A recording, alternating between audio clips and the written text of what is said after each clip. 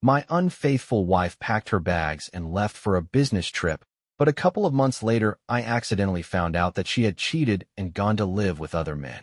Now she wants to come back, but I can't trust her anymore. You never really know the moment your life starts to unravel. Not until you're standing in the wreckage, wondering how the hell you missed the cracks forming beneath your feet. This is my story. I'm not writing for sympathy. I've had enough of that. I'm writing so the next guy doesn't ignore the signs like I did. Maybe you'll see a piece of your life in mine and steer clear before it's too late. My wife and I were that couple everyone envied. Together for almost 8 years, married for 5. We had the nice house in the suburbs, weekend getaways, shared Spotify playlists, inside jokes, lazy Sunday mornings in bed with coffee and crosswords. It was real. Or I thought it was. Her name's Mel. Smart, charming, always the life of the party. She worked in sales for a big consulting firm, lots of travel, lots of dinners and conferences. I work from home in IT, so our schedules were opposite. Still, I never questioned her. I was proud of her success. I genuinely believed we were building a life, not just living one. But about 6 months ago, something shifted. Nothing big at first. She became short-tempered, distant, started wearing perfume to the grocery store, started locking her phone. She said work was getting intense, that the firm was restructuring, and she was bucking for a promotion. Then came the business trip. Mel had done plenty of travel before, but this one was different. 2 weeks in Seattle, back for a weekend, then off to San Diego for another 10 days. She packed like she was moving out. I joked about it. She didn't laugh. When I dropped her off at the airport, she barely kissed me goodbye. She said, "Don't wait up for me," like she was heading out for the night, not disappearing for a month. I chalked it up to stress. But something sat wrong in my gut. Call it intuition. Call it survival instinct. I should have listened. First signs. While she was away, I tried to stay busy. I threw myself into work, fixed up the yard, even rejoined my old gym. But it was in those quiet moments, late at night, lying in our bed alone, that I started to feel the distance wasn't just physical. She barely called. Text became emojis. "Miss you, love," replaced actual conversation.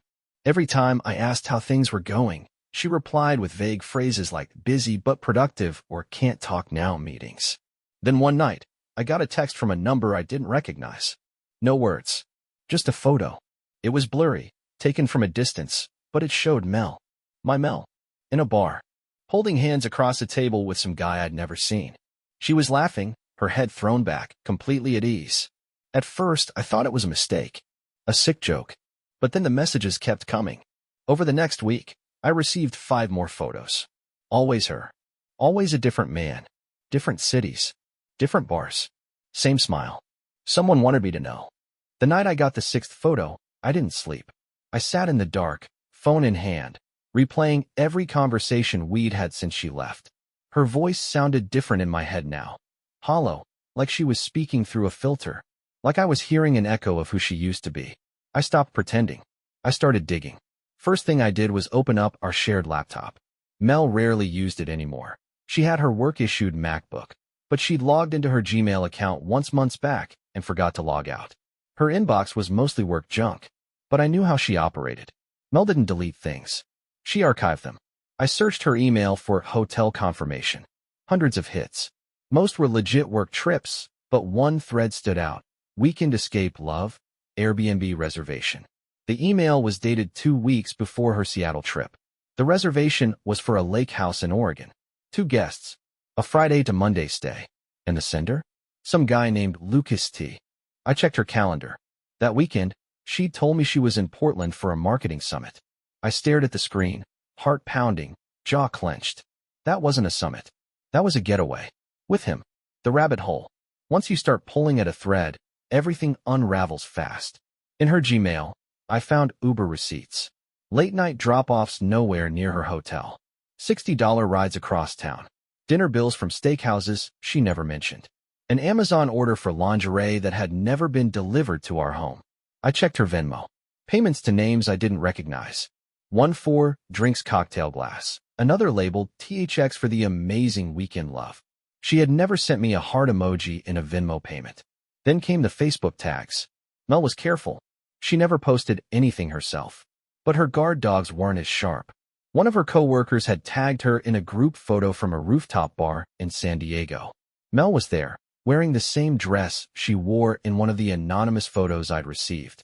She wasn't just exploring the city, as she claimed.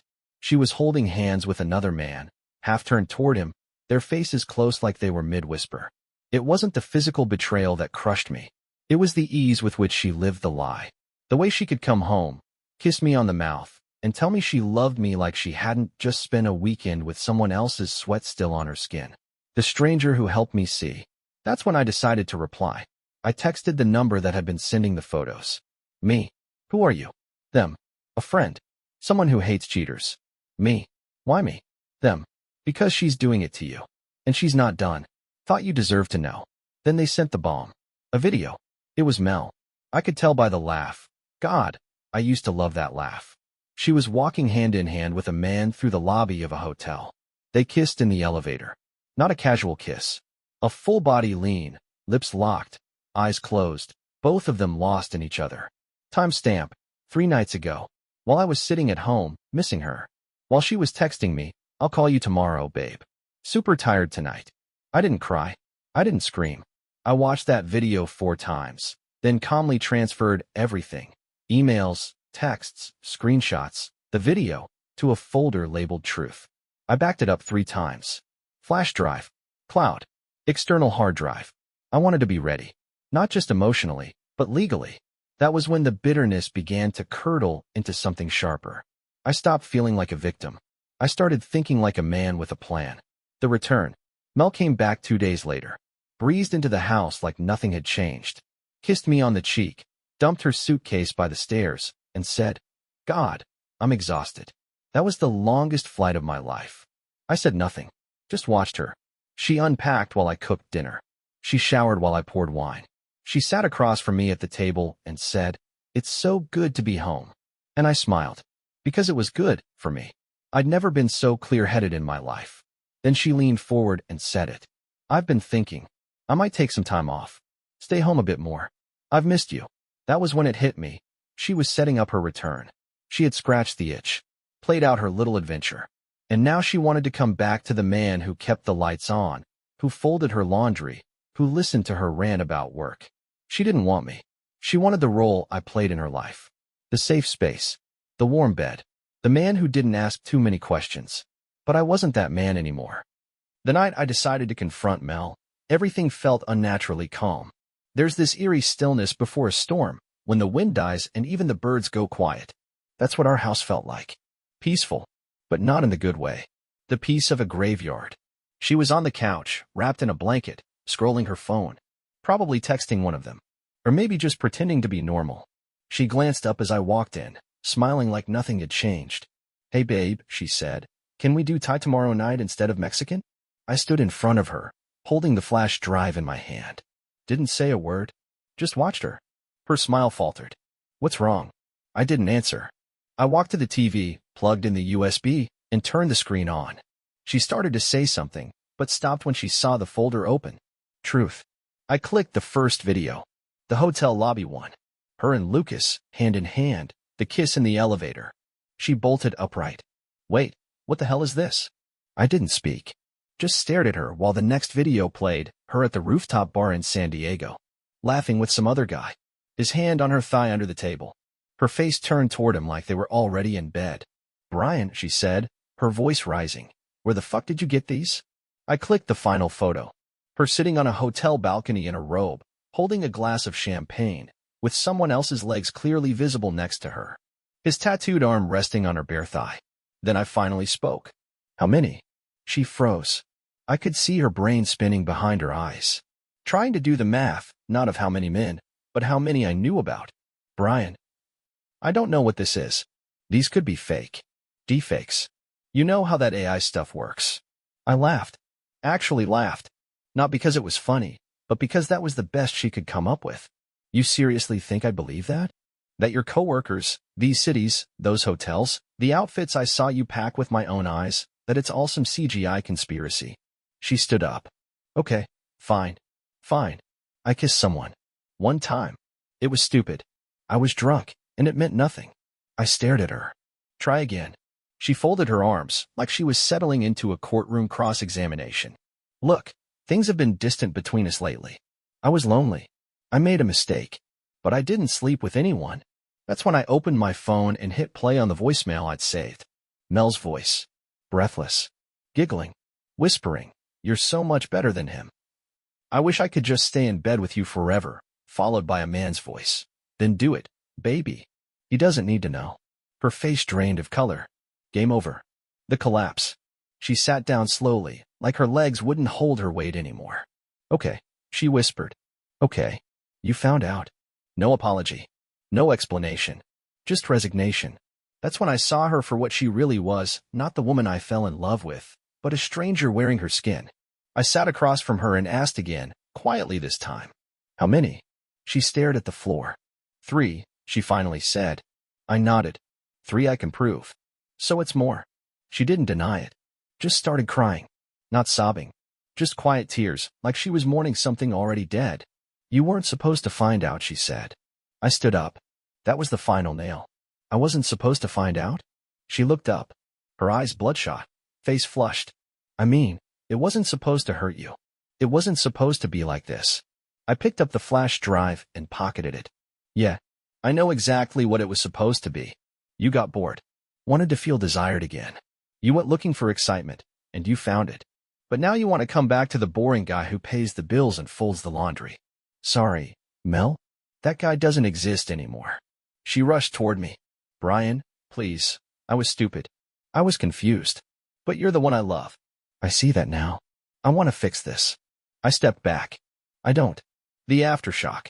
She didn't sleep at home that night. I told her to leave, and she did, probably went to one of their places. Or maybe a hotel. I didn't care. The next morning, she texted me 10 times before 8 a.m. "Can we talk? I'm so sorry. I need you.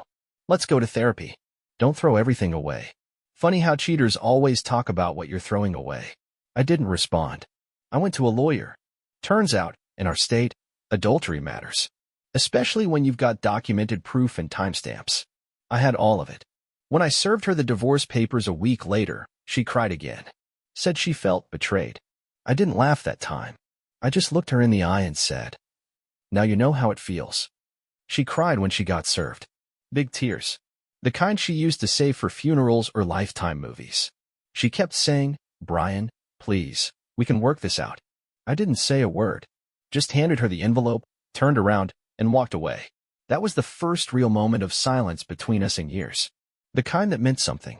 The reversal begins. Up until that point, Mel thought she had time. She thought she could string me along, gaslight me a little longer, play the emotional affair card, and eventually reel me back in. But when that envelope hit her palm with my lawyer's name in bold print, everything flipped. She wasn't in control anymore, and she felt it. I found out later from a mutual friend, one of the few who didn't pick a side, that she broke down at work, told her boss she needed a leave of absence. Something about mental health. The truth? She couldn't handle the shame of her image cracking. Mel was always the golden girl. Perfect relationship. Career woman. Social butterfly. She had curated her life like an Instagram feed, and I just posted the first ugly picture. When people pick sides. The fascinating part? People took hers. Not everyone, but enough. Friends I'd known for years started sending me neutral messages. "We just hope you both find peace," or the classic, "There are always 2 sides to a story." 2 sides? Really? She made love around with at least 3 men, one of them during a company retreat, and I had videos, screenshots, hotel receipts, timestamped GPS logs. And still, people wanted to pretend like this was a communication issue. But that's the thing about betrayal, it reveals who in your life is loyal to you, and who's just loyal to the idea of a couple. My sister was brutal. "How could you do this to her?" she asked. Me. I forwarded her the video of Mel kissing the guy in the elevator. She blocked me. Good riddance. Meanwhile, in Mel's world, her life started to crumble. Slowly, then all at once. One of the men she'd been involved with, turns out he had no clue she was married. When he found out, he cut her off completely and messaged me to apologize. Said he felt sick knowing he'd helped ruin a marriage. I believed him. The second guy? A married coworker. His wife found out, thanks to a conveniently timed anonymous tip. No prizes for guessing who sent it. He got thrown out. His job got messy. HR started sniffing around. Mel? She got dragged into the fallout. Her reputation at work soured overnight. Suddenly, her team wasn't so eager to take orders. The whispers followed her everywhere. By the time we hit mediation, she looked like a ghost of the woman who used to walk into rooms like she owned them. Her attempt at redemption. A week before the mediation hearing, she called me. I stared at the screen for a while before answering. Part of me wanted to ignore her, but part of me wanted to hear what she'd say when she had nothing left to lie about. "Brian," she started, voice trembling. "I know I don't deserve your time, but I just want to say, I'm sorry. I waited. I don't even recognize the person I became," she said. "It wasn't about love. It was like I was trying to prove something. I needed to feel wanted, and I lost sight of what mattered." I let the silence hang. Then I said, "You didn't lose sight. You made a choice." Repeatedly. She started crying. "Please, don't let it end like this. I still love you." That's when I hit her with it. "I don't." The day in court. She came dressed like it was a funeral. Black dress, pearl earrings, the whole act. I sat beside my lawyer in a gray suit, calm as stone. We went over the financials, the timelines, the infidelity. I didn't need to speak much. My lawyer had built the case airtight. At the end, she tried to speak. Asked the mediator if she could say something to her husband. I allowed it. She turned to me and said, "I'll regret what I did every day for the rest of my life. I hope someday you can forgive me." I nodded once. Nothing more. I wasn't going to give her a tearful goodbye. I wasn't going to give her a scene. Just closure. Cold, clear, final. The court awarded me the house. I kept my retirement account. She got the car and some cash. No alimony. No shared assets. No contact. The chapter closed. The house felt empty after she left. Her scent still lingered on the pillows. Her hairbrush was still in the drawer. I found one of her earrings under the nightstand a week later and flushed it down the toilet without thinking. That was when it really hit me. I wasn't just rebuilding a life. I was exorcising one. The isolation phase. At first, I kept to myself. Didn't post online. Didn't go out. I just needed to be alone, to clear the rot from my system. People underestimate how much poison betrayal leaves behind. It seeps into everything. Food tastes different. Music sounds hollow. Even your own reflection looks foreign. So I started small. Cleaned the house. Top to bottom. Anything she'd touched, I wiped down. Replaced the mattress. Got new sheets. Threw out the wine glasses we used to celebrate anniversaries with. Every act was a statement. You don't live here anymore. Not in my house. Not in my head. I started journaling at night. Not because I wanted to write a book or heal through prose or whatever they say, but because my thoughts were loud, and I needed to get them the hell out of my skull.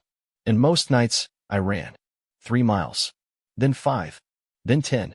Pushed myself until my legs screamed, my chest burned, and the only thing louder than my thoughts was my heartbeat. I needed pain. Not the kind she gave me, the kind I chose. The return of routine. Eventually, I went back to the gym. Took a few boxing classes. Nothing serious, just enough to sweat and bleed a little on purpose.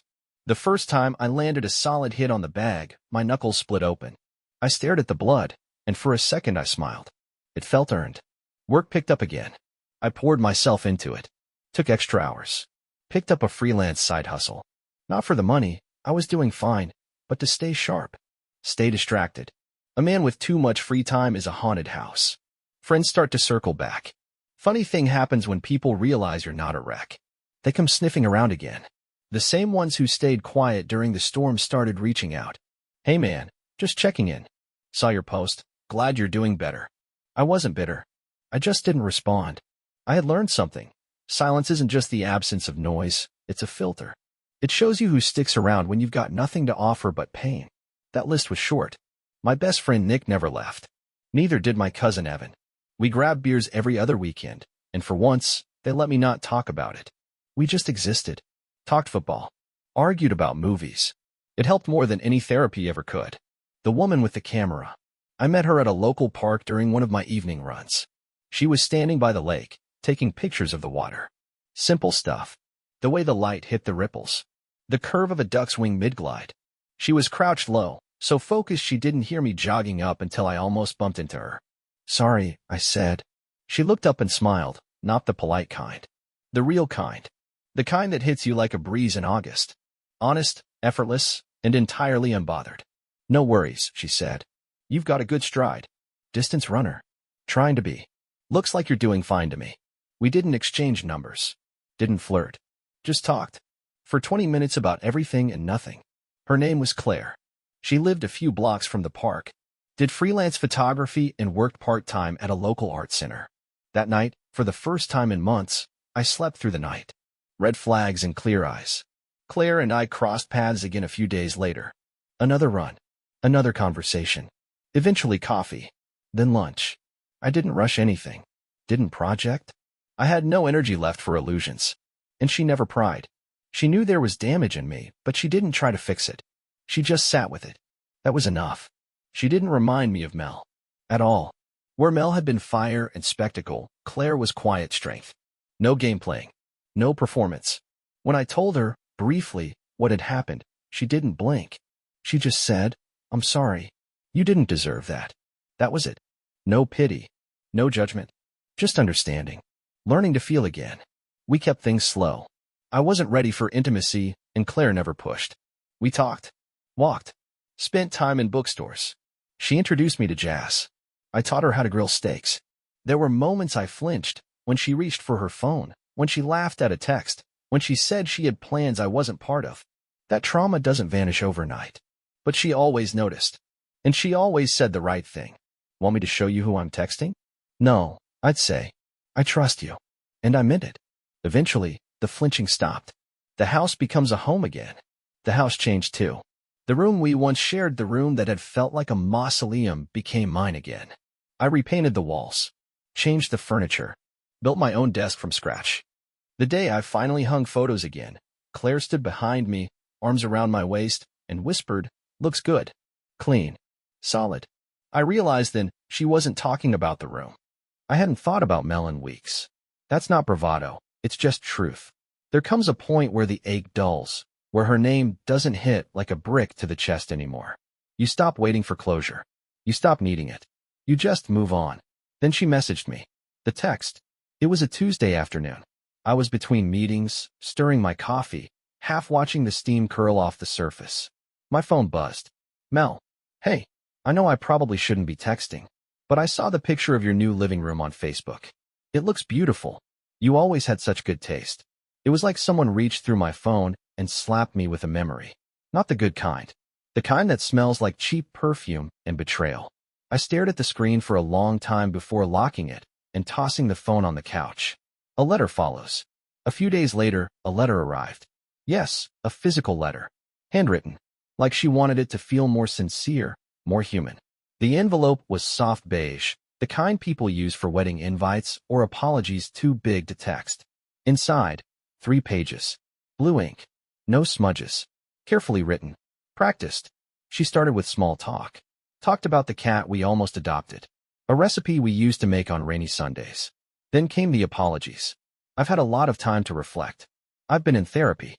And every session, we come back to you. To what I did to you. I don't expect forgiveness. I just hope you know I loved you. Even if I didn't know how to be faithful. Even if I was selfish. She talked about how things ended with the men. How none of it was real. How she thought she was chasing freedom, but ended up alone in a city that didn't feel like hers. They didn't want me. Not the way you did. Not fully. Not without conditions. She ended with a question. If there's ever a chance we could talk, just talk. I'd like that. I miss your voice. I miss who I was when I was with you. My response. I didn't write back. I didn't text. I didn't call. Instead, I folded the letter neatly, walked out to the fire pit in my backyard, and dropped it in. Watched it burn. Every word. Mel was right about one thing. I did have good taste. And that extended to knowing when to close the door. The final conversation, she didn't expect. She didn't get silence, though. Not forever.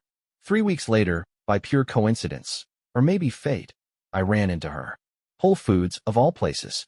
I was grabbing coffee beans and fresh basil for a pasta dish Claire and I were cooking that night. She was in the wine aisle, holding a bottle of red like she needed a second opinion. Our eyes locked. Hers widened. Mine didn't. She walked up slowly. "Hey," she said, voice small. "You look good." I smiled politely. "I do." Awkward silence. She fidgeted with the bottle. "Did you get my letter?" "I did." Another pause. She shifted on her feet, that familiar nervous tic she used to have when she was about to confess something stupid.